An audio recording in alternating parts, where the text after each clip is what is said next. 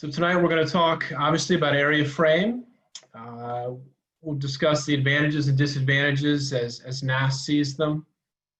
We'll talk specifically about how we construct them, the resources that we use, the methodology we use. I will talk about sampling or sample construction, substratification, and I'll finish by introducing you and showing you our June survey, section D, enumeration. We'll talk about data collection materials, and finally, closed and weighted segment estimators.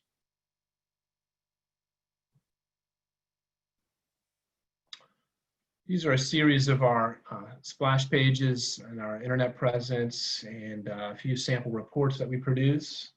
Our motto is to be a provider of timely and accurate and useful statistics in service to U.S. agriculture.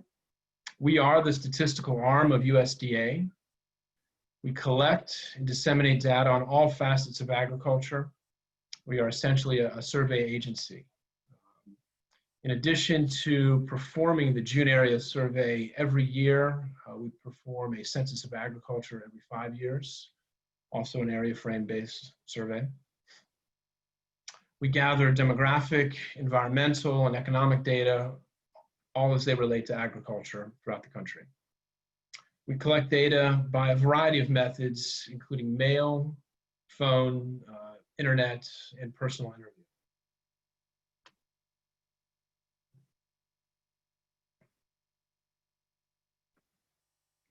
interview. The area sampling frame within NASS, it is the foundation of our ag statistics. It's also the template for many programs around the world. I'm going to get in trouble here a little bit. We produce something like 400 reports every year, but the June area survey is of prime importance, and the area sampling frame is of prime importance. We've been using area sampling frames within NASS since 1954, and they are considered the backbone of our National Agricultural Statistics Service. Our survey collects data in approximately 10,000 segments, 1 square mile each year. That's a rough number. That can be as high as 12,000, as low as 8. Each segment is visited in the field by enumerators each year at the beginning of the growing season to collect crop type and acreage information. We estimate crop acreage and livestock inventories through the June area survey. We also use our survey to account for undercoverage of several other NASS surveys, and I'll elaborate on that a little bit later. The area survey is critical for estimating number of farms and land in farms. I'll take a minute here just to define a farm as we see it in NASS. It's any place from which $1,000 or more of agricultural products have been sold in the previous year, or normally would have been sold. And this includes some of the special cases I've got listed, like Christmas tree operations, pasture-only farms of at least 100 acres, nurseries, greenhouses. We're interested in urban agriculture if we can find it. It's rare and small, but we do collect if we can find it.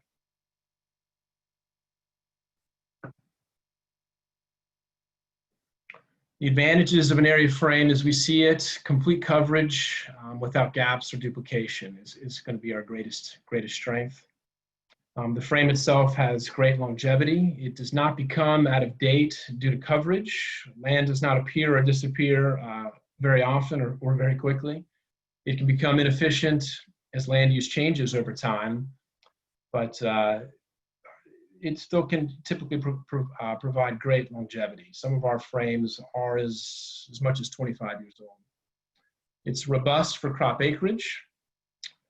This is because the sampling unit is a fixed area of land. The acreage planted to a particular crop or crops has an upper bound. It can be easily reported or observed. Therefore, the area frame is subject to few non-sampling errors. It offers multiple uses, it has great versatility, can be used to sample farm operations, rural residences, livestock, grain silo operators, any identifiable unit that can be associated with a parcel of land. We use it here in NASS mainly for acreage estimates of major crops. The acreage of each crop is recorded for each field inside the segment. These acreages are then expanded to produce the estimates of crop acreage at the state and national level. To measure the incompleteness of our list farmers is also another great asset. We do this through multiple frame estimates for census and surveys. We record the names of all people that we encounter who operate ag land within our segments. We then check their name to see if they exist on any of our listed farms or ranch operations. And if none of the names are there, we say that we classify that as NOL or not on list. We can therefore expand that NOL operation to estimate the incompleteness of our list frame. We also use our area frame, our June area frame results as ground truth for remotely sensed crop acreage and estimates. NASS uses the crop data for each field inside the segment as ground truth data. We can then compare the crop spectral signatures from the satellites using these ground truth fields to determine what wheat looks like, corn, etc. And finally, for our follow-on surveys, such as objective yield, the fields planted to certain crops, such as corn, soybeans, and wheat, are subsampled for follow-on surveys to help us objectively determine crop yields. Disadvantages, as you all certainly have presented to us, high data collection costs. Also, it's difficult to sample for specialty crops. We do not build crop types into our frame stratification categories. So we don't differentiate by crop type necessarily when we draw these boundaries. Some areas in our country lack good hard physical boundaries as well. Our mountain areas and deserts, those areas are not of prime importance to us, but they are still producers, and we want to do as well as we can there, and that can present some challenges. We occasionally have a classification error, and the impact of outliers can also be strong. I'd like to take a minute to talk about our GIS architecture. We manage everything with the Esri suite of software. It's an enterprise geodatabase. We are heavy users of the Workflow Manager extension. If you all are familiar with that, all our jobs, workflows, review processes, reports, etc., are all managed through that. We have a team of 13 cartographic technicians. They are continuously ongoing production cycles. The first being area state frame construction. And I should make that clear that we are building these state frames at the level of the state 1 to 2 per year.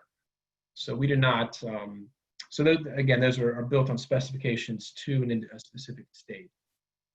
And the second production cycle being the sample construction, where we have roughly 2,000 segments per year going out the door.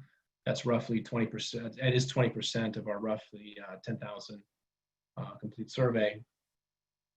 And the sample preparation and mailing, the printing of all survey segments with supplemental materials, and we get these out the door to our 12 regional offices around the country. They manage the enumeration with their teams of enumerators on the ground there. So this is just a nice image of our land use strata across the country. These categories have been generalized. So the dark green here, obviously, the middle of our country is our most productive area. In this particular map, I'm using tan to designate low cultivation, but we sample throughout all categories except for our non-ag category.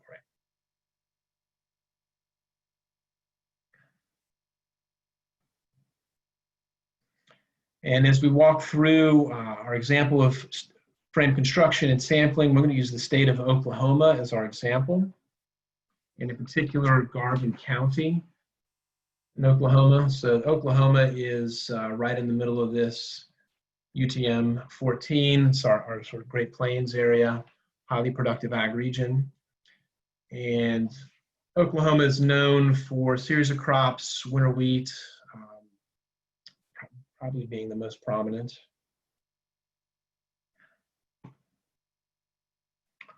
And for stratification, we use a series of inputs and resources to help our stratifiers determine what they're looking at.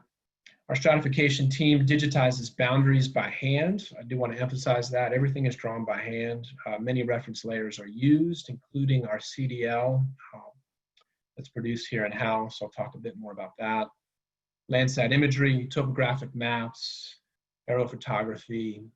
We are fortunate in that we have another agency here in the Department of Agriculture that manages an aerial image photography programs. We have high resolution imagery, newly refreshed every year or so, available to us.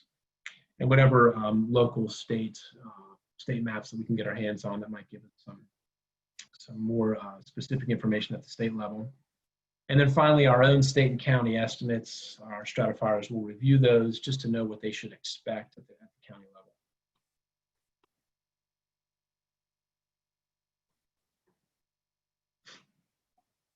Our cropland data layer we're going to get a more in-depth presentation on that a little bit later, but just to briefly introduce you to it here.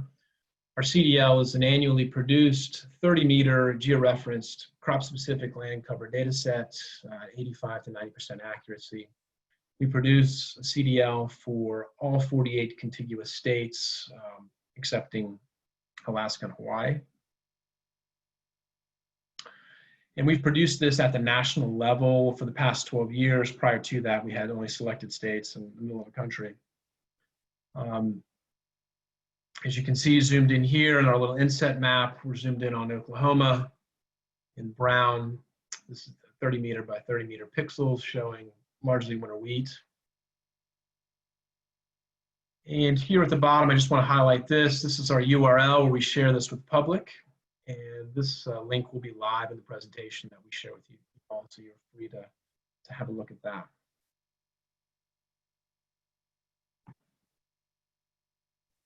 Another layer that we produce in-house is our cultivated layer. We create this from 5 years of CDL data, and really we're just trying to determine a specific pixel, cultivated or non-cultivated. And we feed this to our stratifiers. So we use this for a number of different things, but within stratification, we do a sort of a semi-automated stratification step. And on our left here, we're showing PSU boundaries in black. These are drawn to hard physical boundaries. And in red, what we have is the stratification definition, the stratification category. So for this particular PSU, we have a strata 11. Strata 11 for Oklahoma is defined as 75% cultivated or greater. So as the stratifier works, he can quickly reference our cultivated layer, run a zonal statistics operation on it, just specifically in that PSU, comes back with a value of 83% cultivated according to our cultivated layer. And that reassures that he or she have chosen the correct strata category.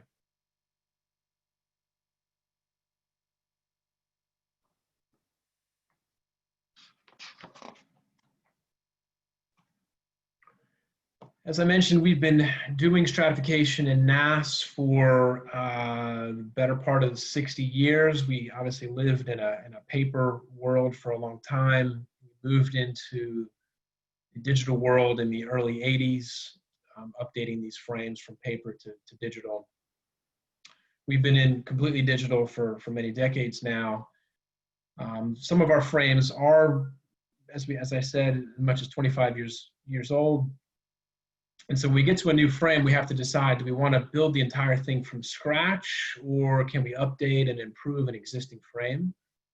And so one way we'll do that is quickly run a difference detection using the CDL automated method, highlight those PSUs that match and those that no longer match, and give us an overview of that frame, see how well it's performing. and make the decision there whether or not we are going to redraw everything or edit what we've got. We have made a major change as we've gone forward in time. Previous state frames were almost all drawn. The target PSU size was 6 square miles, and now as we've gone forward, we've learned that the size of 3 square miles is much better. So we reduce the size of the PSUs, particularly in the straight of 10s and 20s, and then we try to minimize the use of the 12 and 20 strata where possible. And by that I mean we attempt to redraw our boundaries in that everything falls into the high or low categories rather than those medium middle ground.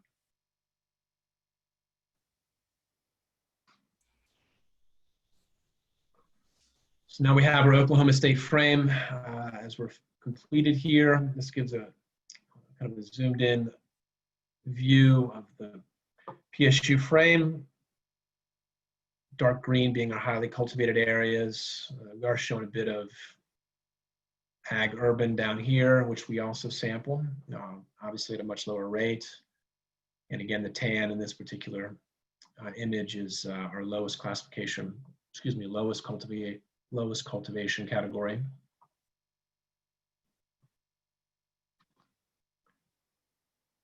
I'd like to move on and talk a bit about area frame sampling. This shows our segment spread across Oklahoma. Obviously, these are much more in the center part of the state where that high intensity ag is. But as you can see, if you look in just about every one of these counties, we sampled just about every county. There may be 1 or 2 here that are not sampled, but that is also by design. We do like to achieve a geographic spread and make sure we don't miss any part of the state.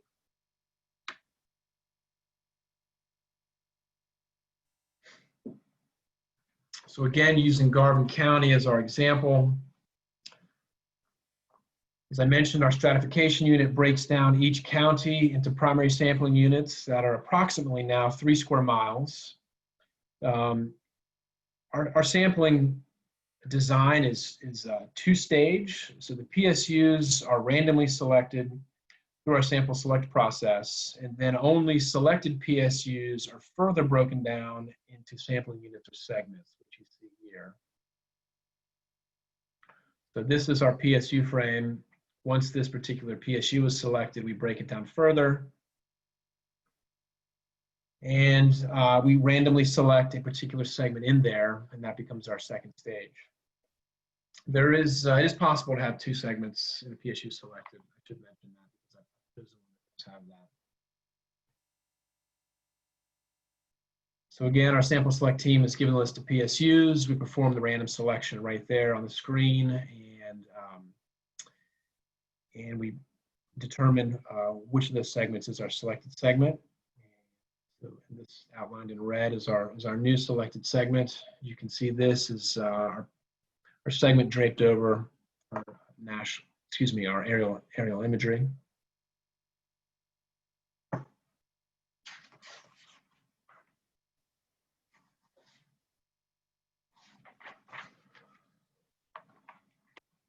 I'd like to talk a bit about substratification and some improvements and changes we made to that process.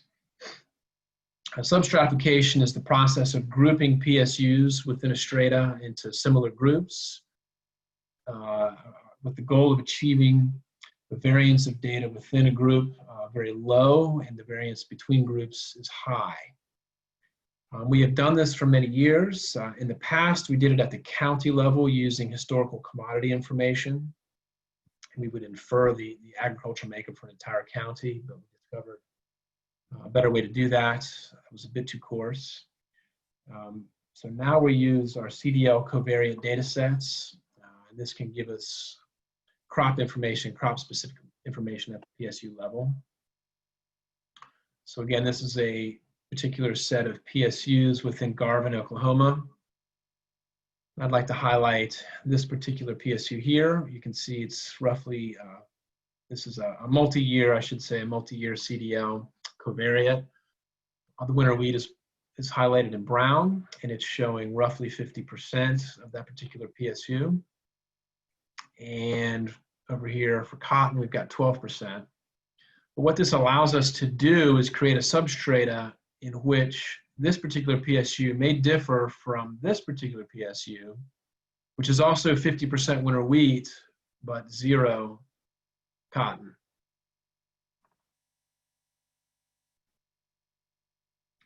Again, showing corn and soybeans in the same group of PSUs.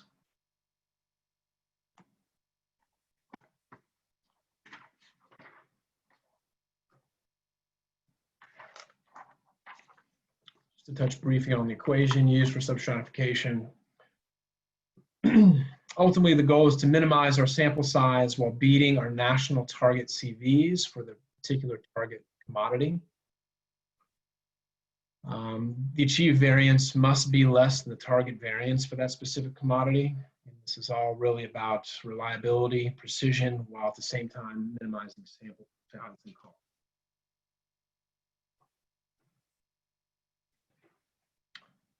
These are our national target CVs. We're very fortunate to have very large cornfields in the middle of our country with nice, crisp rectangles with crisp boundaries. Very easy to pull out.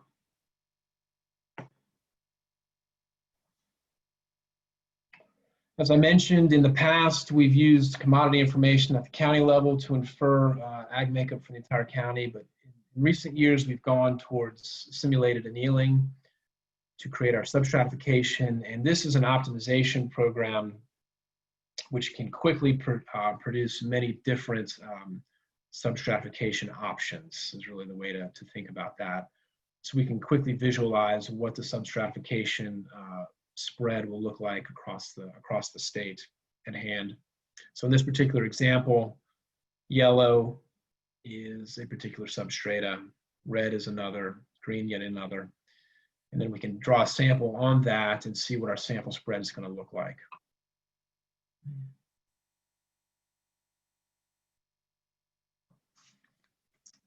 And I will talk briefly about geographic distribution using county ordering.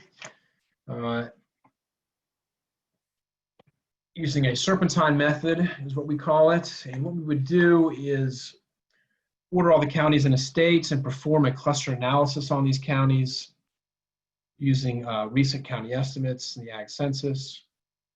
We could then order the counties based on historical information, identifying which counties are most alike and also adjacent.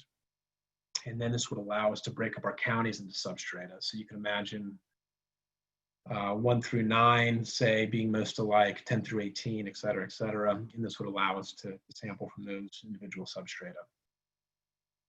Ultimately, we like this because it does ensure a geographic spread of the sample across the state.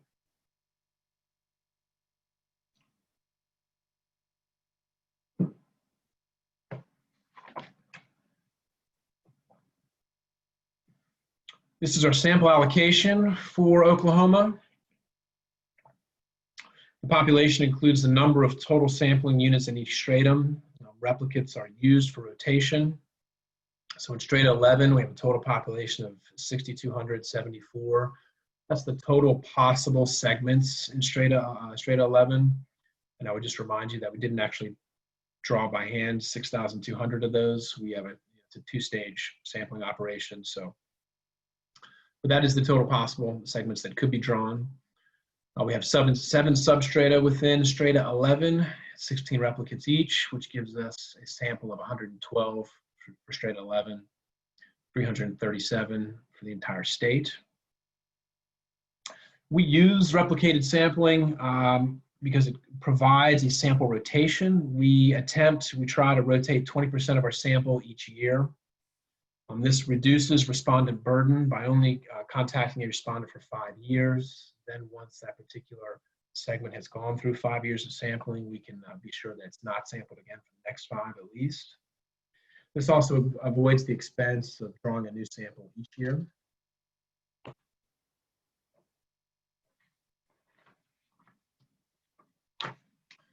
As we get out into the field, as the enumerator gets out into the field, he has his 24 by 24 map, and he tracks down this particular operator, and finds out the boundaries of his or her operation. The sample segments are divided into tracts representing unique land operating arrangements. In-person enumerators screen and classify a tract as agricultural and non-agricultural. Crop and livestock information is collected only on agricultural tracts. And again, I want to emphasize that 20% of our sample segments enter each year and remains for 5 years. Agricultural tracts are classified as farms or non-farms based on the farm definition, and all non-ag tracts are considered non-farms. And the vast majority of our responses are reported or observed, over 90+%. We do have a few imputation methods that we use sparingly as possible. Hey Matt, Yes. you fade out a little bit. Can you just try and talk more directly to the wherever your microphone is? I apologize for that. Do I need to back up? Yeah, if you could, just okay, that sure. last bit you were saying. Sure. Again, this is the example of what it would look like, a 24 by 24 map out in the hands of an enumerator. These sampled segments are divided into tracts representing unique land operating arrangements. Again, we are looking for operators, not necessarily owners. Our in-person enumerators screen and classify a tract as agricultural or non-agricultural. Crop and livestock information is collected only on the agricultural tracts. 20% of our sample enters each year and remains for 5 years. Agricultural tracts are classified as farms or non-farms based on the farm definition. And then, of course, all non-ag tracts are considered non-farms. Oh, the last thing is the vast majority of our responses are either reported or observed by the enumerator. The reported figure is something around 70%, the observed something around 20%. And then we do have some imputation methods which we use sparingly.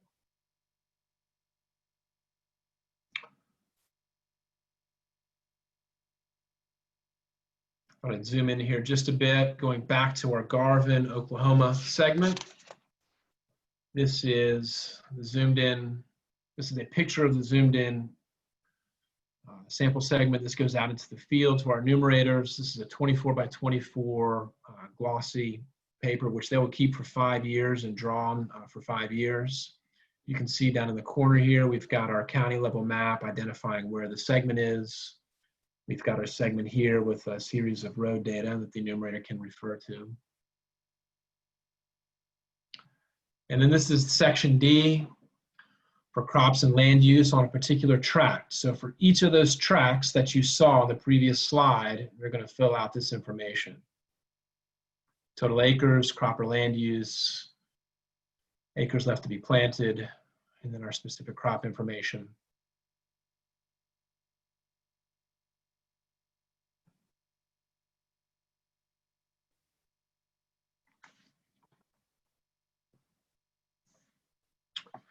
This is an example of another map that we make for them in-house. This is a county level map showing all segments within that county. This is another thing that we make in our unit and put in the hands of our enumerators. This helps them with planning ahead of time. As I mentioned, time is of the essence. We conduct this entire survey across the country. 10,000 segments are sampled in the first 2 weeks of June. Typically, we do the whole thing within 2 weeks. So we want to give our enumerators as much information ahead of time as possible to ensure speedy completion.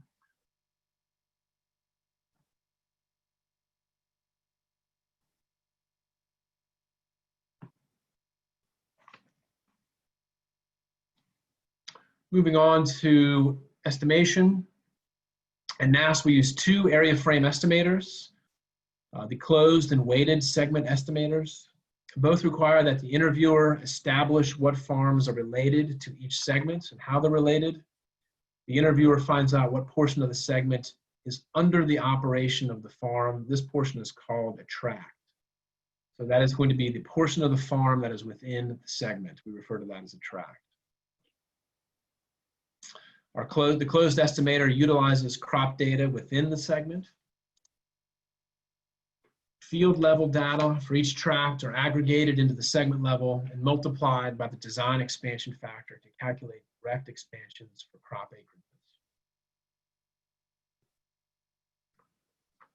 We use a weighted estimator to calculate direct expansions for the entire farm for acreage, livestock, farm numbers, land and farms, and land values. This prorates the entire farm data for the item of interest to the tract level by multiplying the entire farm data by the ratio of tract acres to the entire farm acres, excluding the farm. This prorated data are then expanded by the design.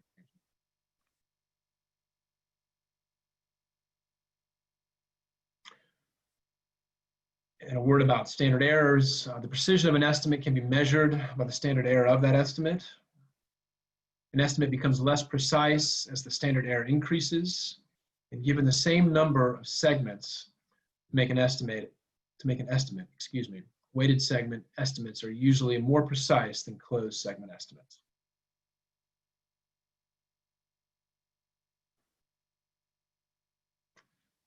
This concludes my presentation for you. I thank you very much for listening.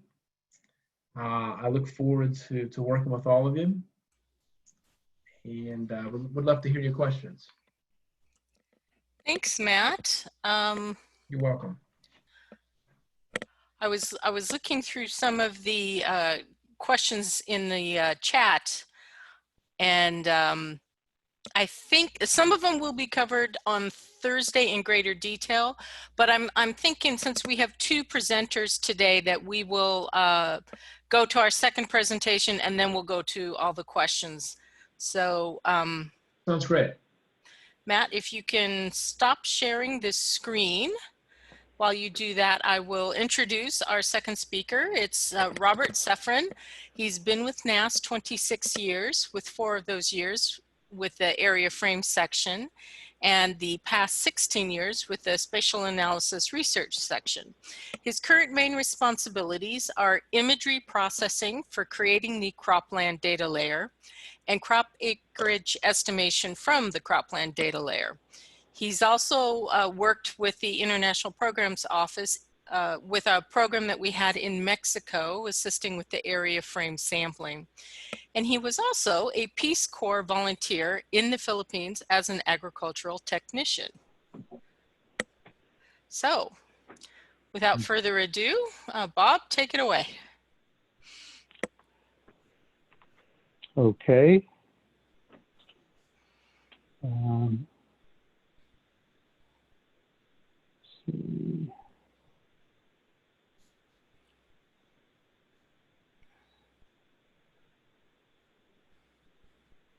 Okay, you can see my screen now? Not yet. There? I see you, I don't see your screen. Okay, something, let me get out of this.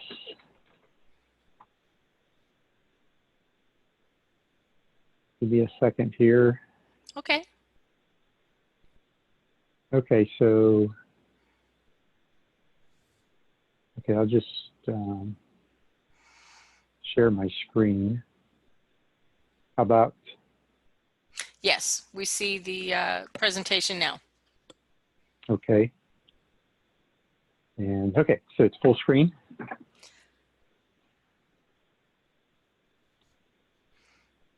Looks good. Okay. So I'm going to be covering how we use the cropland data layer in the area frame to generate acreage estimation for major crops in the United States. Matt covered the basics of what I need going into this, so I'll just do a quick overview of the inputs I used for this estimation process. So going back to the area frame, here's the Nebraska, state of Nebraska with segments, approximately 450 segments for Nebraska on a normal year at the top, and at the bottom is our cropland data layer. And here the predominant crops in Nebraska are corn, which is yellow, soybeans, which is green, and the winter wheat, mostly here in the west, is brownish. And so when we do estimation using the area frame, we look at, we do it at the strata level, at the state strata level. So although there's, and then at the back end, we'll go back and do estimation at the lower, at the smaller county level. There's about, could be average of 100 counties per state. But initially, we do run our estimation at the state strata level. And here, Nebraska, the dark green is a highly intensive agriculture, 80% or greater cultivated, and so forth. And so we'll be pulling data from that.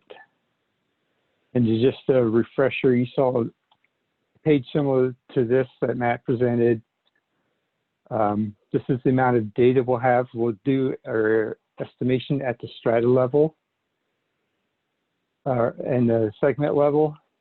So for Nebraska, this was a transition year for a new frame. So this is part of the sample. So for strata 11, the intensive cultivation area, there was 200 segments. In the next one, 70. So that's how many data points. I have 357 data points to work with when I run this estimation. So as Matt mentioned toward the end of his presentation, there's a June questionnaire that the enumerators go out to the segments and they complete the section D and they complete all the crops for each tract in the segment. And what we do is we sum up all the tracts in that segment for that crop into one number. For like corn, the total June acres from the survey that the enumerators conducted was 227. And then we also take the boundary of the entire segment and we tabulate the pixels by crop within that boundary. And so from that tabulation, there would have been 273 acres of pixels converted to acres. And we do that for all the crops within that boundary over the Cropland data layer. And we also tabulate from the June survey. And that becomes our data for the acreage estimation. So this data, bring this data into SAS. We got a program called SAS Stat Studio. It's an interactive environment where the different panes, the data are connected. So if you select a segment over here, the unit of data over here, it gets highlighted over here also, and also down here in the data table. But right now we're just interested in how the estimation itself works. So we'll focus on the chart here. This is the regression taking place across the bottom. Classified acres, that's the acres coming from the Cropland data layer. And the y-axis is the reported acres from the June survey. Each of these data points is the totals for the segment. So the process we do is we run a regression in SAS, and SAS is set up to calculate outlier indicators. And if a segment data point has three or four of the four possible outlier indicators, then we can delete that from the next regression. So this is a sample example of that first deletion already happening, and then the regression is run again, and then it calculates the outliers again, but we only do this once. So we don't want to introduce any bias into the data. We just want to get rid of the extreme outliers. And so we run this regression. In this example, we're doing Kansas 2014 for winter wheat stratum 11. So we run this for winter wheat for stratum 11, 12, 20, all the strata for which there's enough segments to run a regression. And so we do this for winter wheat in Kansas. We'll do it for corn, and soybeans also. And so what we're after here is the parameter, the regression parameters. Here's the slope and the intercept. And that's what will feed into the estimator itself. And so this is the just the fundamental regression estimator. And what we're doing here is we're taking the average pixel count acres across H's for each strata. So this is in the entire strata tabulate. So we tabulate the entire state by strata to get this number, average pixel count in that strata. And then this is the average pixel count within the segments. And we multiply that by the slope that we just generated in the regression. And we add to that the average reported acres for that crop within the segment. And then all of this is multiplied by the population for that of segments within that strata. And that gives us the total acreage in that strata. And then we sum all the strata for that crop together to get the state total. And then, of course, we also calculate variances, but I haven't, I haven't included that here. And then for county estimates, what we do is we use that state level estimator and we adjust it based on the segment data within each county. So in this case, here's Ohio. So if we just want to get estimates for this county, what are the crops in there. So it's called, in the literature, it's called the Batiste-Fuller estimator. And you think of design of experiments, then this is a nested design. So we apply that state strata level regression parameters, and the intercept gets adjusted based on the segment data within that county. And then we also generate some district estimates. Within Ohio, it would be 9 districts. So roughly just a third, about 1/9 of the counties are in each district. So we publish those also, or we have in the past. And then if you want the technical details of how we do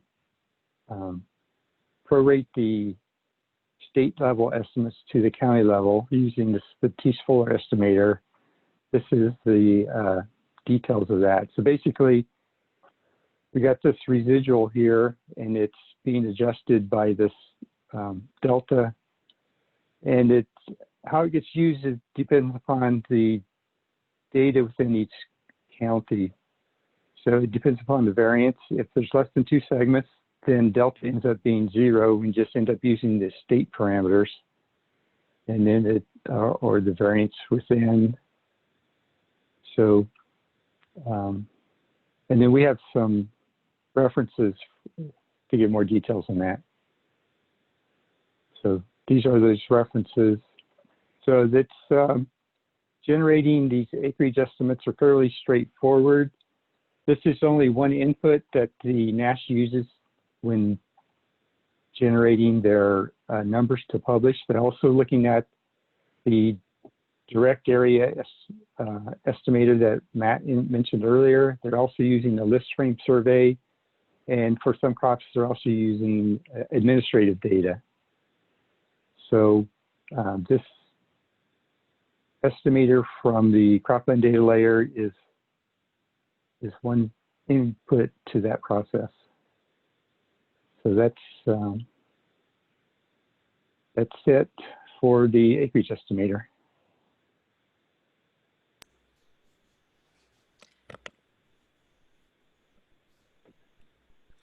Thank you, Bob.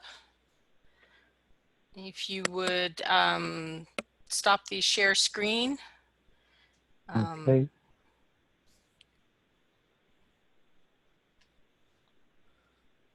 We can start going through some of the questions. Now, some of the topics in the questions I was also going to address a little bit on Thursday morning. So I may add something tonight, or I may just defer part of the answer to Thursday. But our first question, as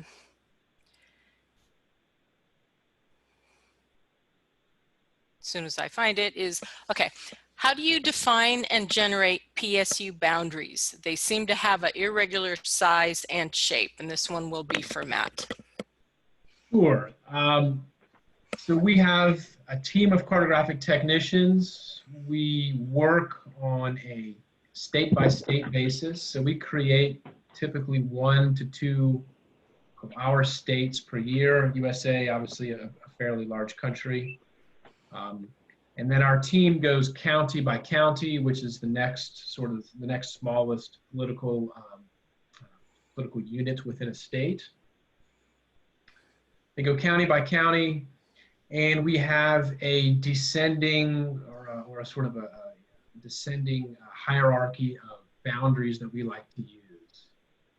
And we have a target PSU size. It used to be 6 square miles for a PSU. Now, as we've moved forward, we move towards 3 square miles for our higher intensity, like straight 11, which is our high intensity cultivation.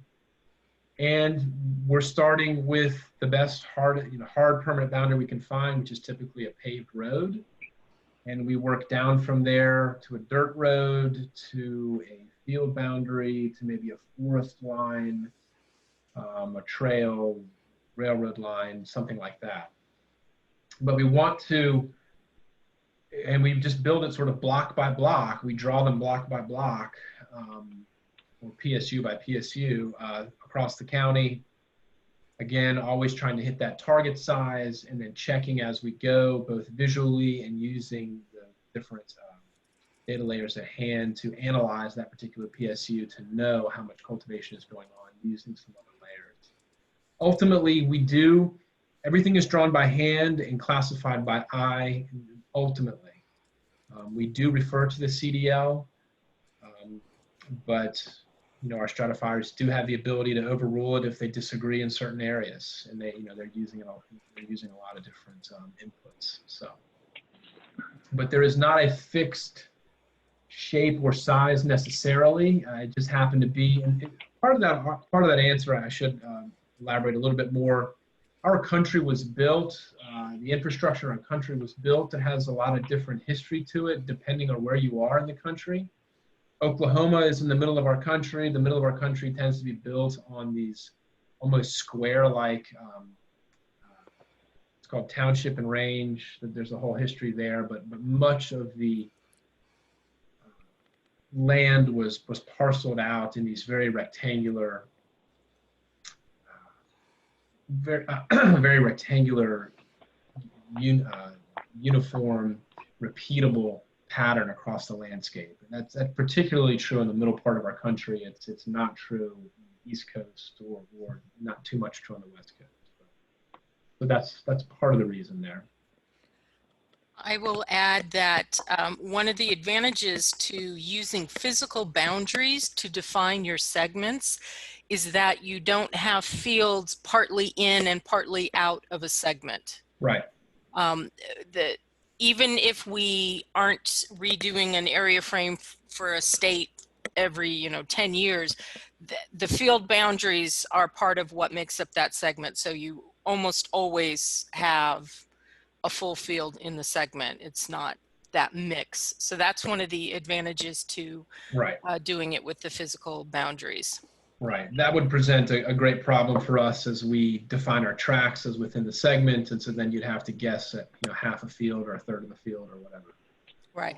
Which leads us to our next question about, did you consider using gridding techniques, dividing the area into grids with a fixed and similar size as we implemented at BPS in constructing your area sampling frame? Yes, we have spent a fair amount of time. I spent a fair amount of time experimenting with that.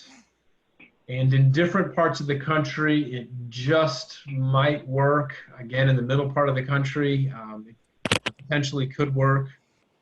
But I would point out that that our area sampling frame, our segments are also area. We're not using point sampling, so we've, throwing a grid down on top of irregularly shaped fields and then trying to estimate a fraction of a field, a sliver of a field, is ultimately not the road we want it to go down. But given that area frame is an expensive undertaking, we do, from time to time, experiment with other potential replacements, and that's one of them we have looked at. And also keep in mind, we're not just observing what's going on in that segment or at a certain point. We're trying to pick up whole farm information as well, identify the operator. And so in that sense, having an entire field in the segment as compared to partly in and out can also play a role. Right. So our next question is, did you also do CV calculations in the lower level of regions besides the national level? If so, how are the results? The answer to that question is going to be yes. I'd like to punt to Bob if possible. Let's see. Okay, so CV everything, we calculate statistics at the state level when we run the June survey summary. And so, yeah, CVs are going to be calculated at that level also. So, but they are going to vary considerably based on the acres of crop in the state, and it could be, from 5 to 25%. So it just varies. It's all over the board. So I don't know if that answers the question. Next question is, how do you define the covariates for each crop?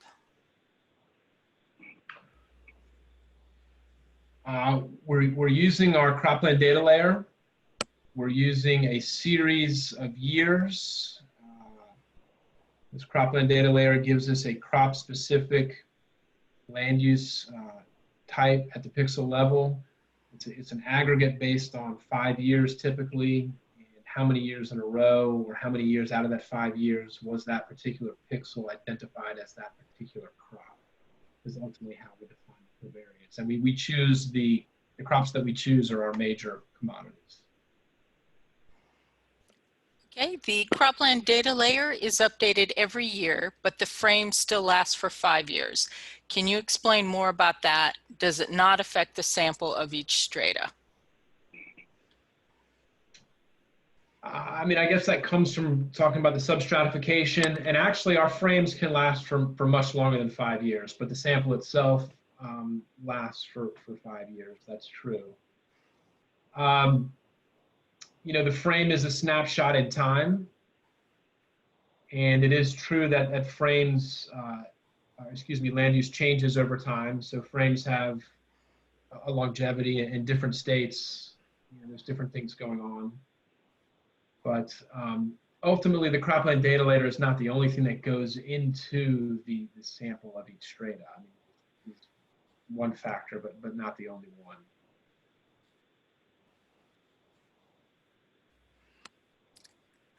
How do you believe that the selection of PSUs and segments is representative in estimating the area sample framework? Well, every square mile of land has been looked over by the human eye more than once. That's really what we're doing. We have a series of cartographic technicians that look it over. We have a series of review processes that look it over. We run it through an analysis as we stratify. So it's a pretty Herculean effort, but by the end of the day, we feel quite confident that we've looked everything over fairly thoroughly. Okay, how to get the value of gamma in total county estimation? And this is for Bob. Okay, just a note, I do have more details in the notes of the slides. So in there, I do say that gamma is minimizing the mean square error. And to split that out even more, it's the variance between county means within an analysis district. In our case, this is state, divided by the sum of the variance between plus the variance within, wherein variance is within the county, and the within is divided by n. So that's gamma, and that's mentioned in the notes of the slides. And when I send you guys the presentation, I will make sure that you have the notes for those slides so you can see that. Next question is, how do you estimate the damaged area?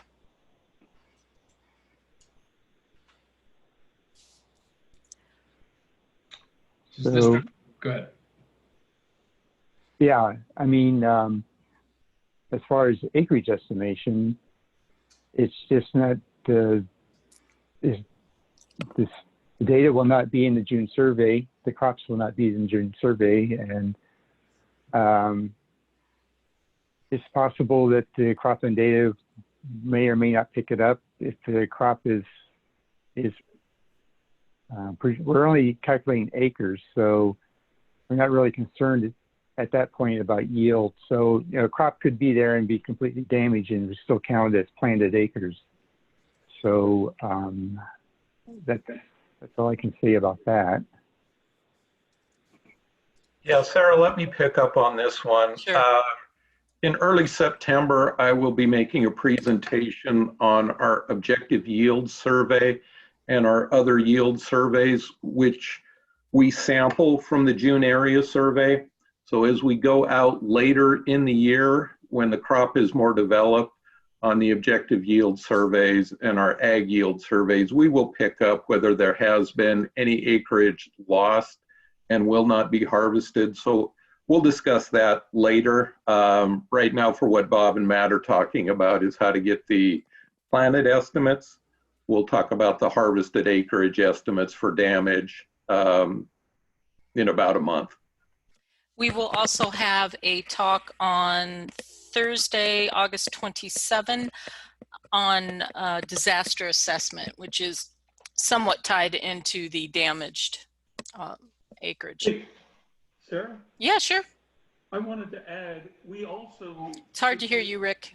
Can you move closer to the mic? We also can do a follow-on survey that would be run a month or two after the disaster happens. We can do that to capture what area was prevented or the areas that were inaccessible. And I believe we have done that recently in the last year or two. Let me just say to everyone at BPS, we're just going to move through the questions. But if you have follow-on questions, please either type them in or send them to us, and we will try to answer them. Okay, next one is, do you encounter non-response problems in your survey, and how do you handle them in the estimation process? We do. As I mentioned, we get over 90% either reported or observed. So we will have the enumerator observe if we can't get an operator report. We do have a couple of other data sets that we will pull from. There is another agency within Department of Ag that we use. FSA, Farm Service Agency, will pull from there. We will also refer to the CDL. We do that occasionally.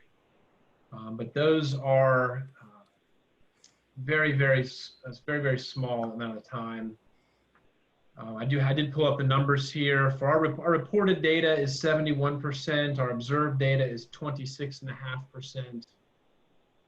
We're using FSA data, which is another agency within the Department of Agriculture, just under 0.5%. And we are referring to the Cropland data layer just under 0.5% for non-response as Okay, next question is for Bob. What is the data source for the pixel estimation? Okay, so what we're doing is we're taking those segment boundaries, the shapefile boundaries, and we're laying that on top of the Cropland data layer and just counting the pixels within that boundary.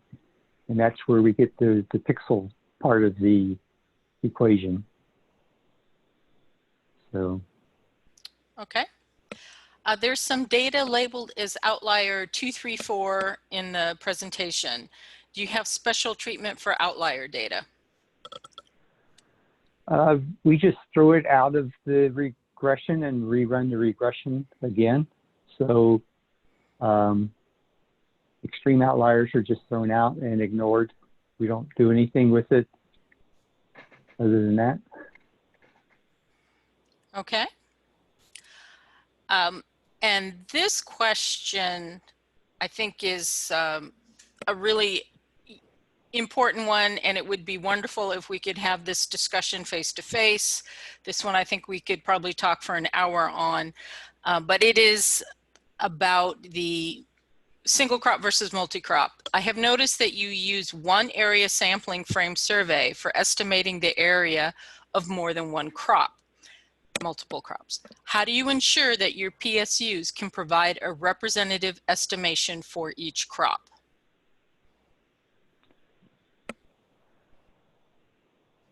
Yeah, that's a big question. I'm sure everybody here could contribute to that. Part of it, I think, is got to be the nature of American agriculture. Not certainly for our large commodities, we have large fields that are nice rectangular squares and easily identifiable on imagery. And our area frame performs better with those particular crops. We are a little more challenged on some of the more specialty crops, it's true. We also have lots of historical information from which to choose, so we get into certain areas in the country and we know roughly what to expect. So that's part of it as well. I'm sure other folks could add on to that. Bob, did you want to add anything before I jump in? I mean, after we conduct the survey, we do go back and we can calculate the percent cultivated area within a segment. And so we can kind of that gives us feedback as to quality of our stratification and our sampling. So that's one way we know how well we're doing on the area frame. So yeah. And I would add that when we're stratifying, our strata are not a specific crop. They are intended just general land use. So we will pick up cropland as compared to just paddy land in a strata.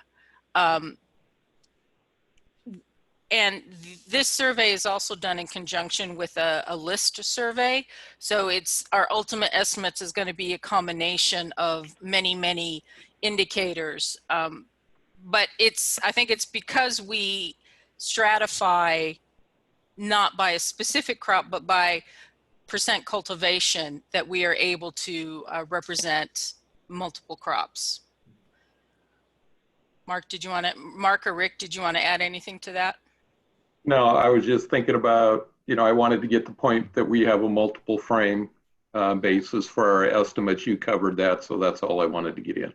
Okay. How does the surveyor, the interviewer, enumerator collect information from the selected subsegment? Do they visit the center point of subsegment? Well, they knock on doors if they have to. I mean, they visit the farmsteads of every operation within the segment. We also do a process that we call pre-screening. Just briefly, we will take our segments and intersect them with another data set that we have that can provide us some name information. So that gives our enumerators a bit of a head start on who they should expect to find within these segments. It's not perfect by any means, but it does give the enumerator something else to draw on to quickly try to run these people down. But no, we're not visiting just the center point. We are covering all area within the segment. And that could include, I think the average, it depends on the state, but you could have multiple operations, 4, 5, 6 operations is not uncommon within a single segment. Is it still true that a segment is generally 1 square mile? Yeah, yes, that's true. Okay, so within that approximate 1 square mile of a segment, we track down everything that's going on in that segment. So Correct. like Matt said, we may go talk to 5 different operators. We may talk to 1, we may talk to 10. And therefore, the actual location within the segment isn't nearly as important as just collecting all of that information. Mm-hmm.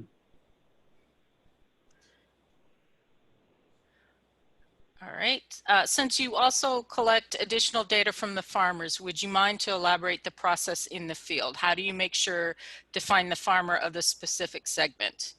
And Matt was just talking a little bit about that. Did you want to add anything else, Matt, before I add my 2 cents? It's a lot of handshakes and smiles and footwork and knocking on doors and calling people if you have to. These individual states, sometimes the directors of these individual states will have personal relationships with the larger operators, and they'll just call them up on the phone if a particular large operation falls into a segment. So but it involves driving. I mean, it involves driving to these pieces of land, going to the land first, and then working out to find the operator. Absolutely. Our enumerators are very social people. They do a very good job of finding out by talking to people. They will go to the local coffee shop and ask. They will talk to all the neighbors, all the farmers. Sometimes there's a house in the segment, and that's usually a very good place to start. But also, since we are doing these with just a 20% frame rotation, we are keeping the names and addresses of the people who operate each of the tracks. So when we, in a normal June, we would have that information so that the next June, you at least have a starting point. For 80% of the sample, you already know who operates that land, or at least who operated that land last year. And so you get a good head start on that. For that new 20%, those are brand new. We have no previous history on them necessarily. So they do have to then go track it down. And it's amazing that they can do that in essentially a 2-week time frame, but they do a pretty good job of it.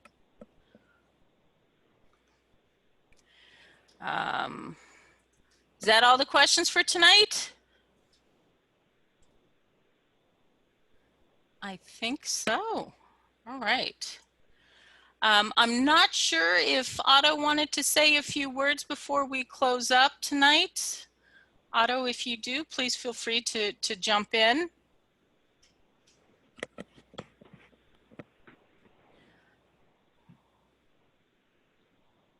I'm going to take that as a no then. Barring any last, oh. Sorry, I was just slow in unmuting. Oh, sorry. And let me just see. Okay. There we go. Great. Oh. Lost it again. Well, anyway,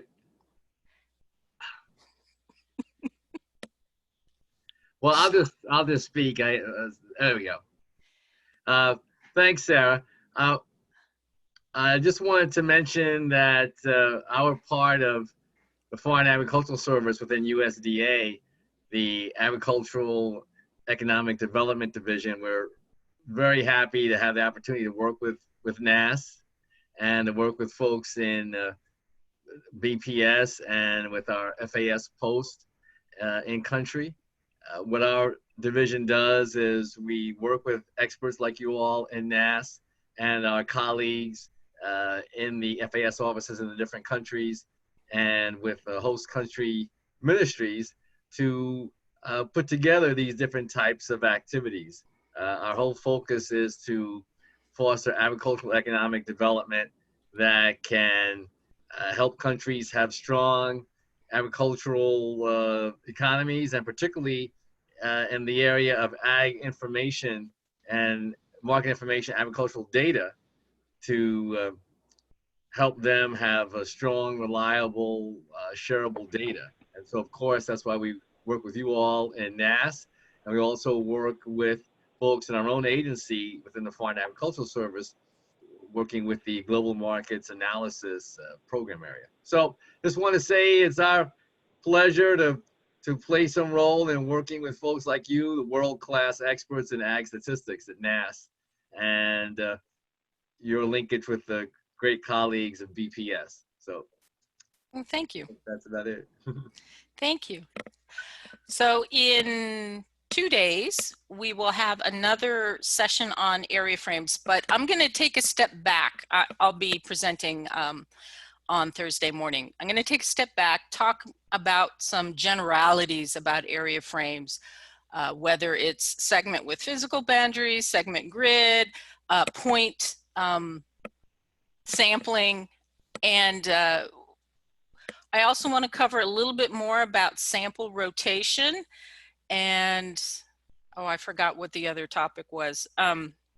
But we'll continue the conversation on area frames.